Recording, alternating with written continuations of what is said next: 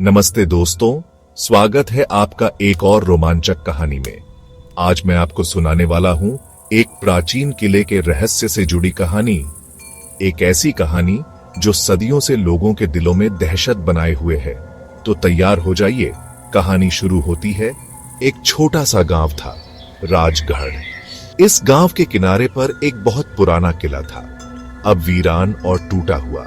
कहते थे कि रात में उस किले से अजीबोगरीब आवाजें आती थीं। कभी किसी औरत की हंसी तो कभी किसी के चीखने की आवाज।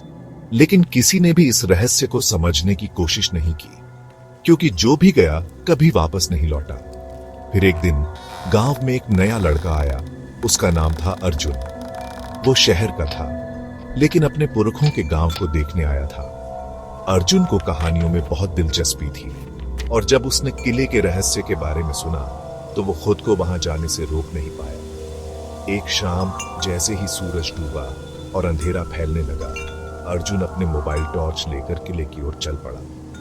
गांव वालों ने उसे चेतावनी दी, लेकिन अर्जुन बस मुस्कुराकर टाल गया।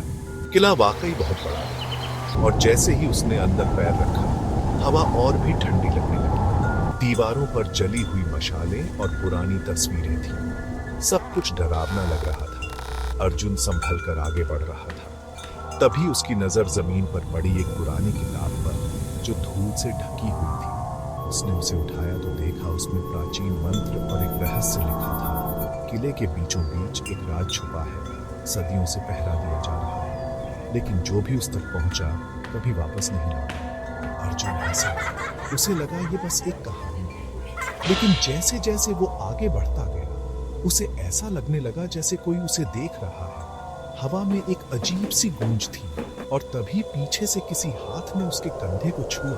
अर्जुन पलटा, लेकिन वहां कोई नहीं था। उसका दिल जोर से धड़कने लगा, लेकिन उसने हिम्मत नहीं हारी। कुछ कदम और आगे बढ़ने पर उसे एक छोटा सा गुप्त कमरा मिला।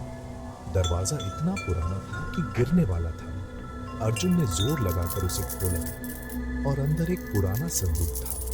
उसने संदूक खोला तो उसमें एक पुरानी मूर्ति और एक चिट्ठी थी। चिट्ठी में लिखा था, जो भी इस राज को ढूंढेगा, उसे इस मूर्ति को गांव की झील में विसर्जित करना होगा, वरना पूरा गांव श्रापित हो जाएगा।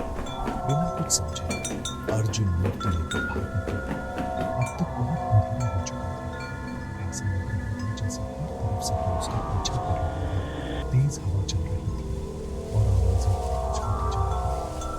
किसी तरह वो गांव की झील तक पहुंचा और मूर्ति को पानी में फेंक दिया, और फिर सन्नाटा छा गया, बिल्कुल सन्नाटा। अगली सुबह जब अर्जुन ने गांव वालों को सब कुछ बताया तो बुजुर्गों ने कहा, बेटा, तुमने बहुत बड़ा काम किया है। वो मूर्ति किले का श्राप थी, सदियों से किसी बहादुर का इंतजार कर रही थी। उसके बाद से राजगढ़ गांव में अजीब आवाजें आनी बंद हो गईं, और किला बस एक मामूली किला बन गया। लेकिन कहते हैं, जब भी कोई उस किले में जाता है तो हवा आज भी उस राज की कहानी फुसफुसाती है। दोस्तों, आपको ये कहानी कैसी लगी? कमेंट्स में जरूर बताइएगा। और ऐसी ही और कहानियां सुनना चाहते हैं तो चैनल को सब्सक्राइब करना मत भूलिएगा। मिलते हैं अगले एपिसोड में एक और रोमांचक कहानी के साथ। धन्यवाद।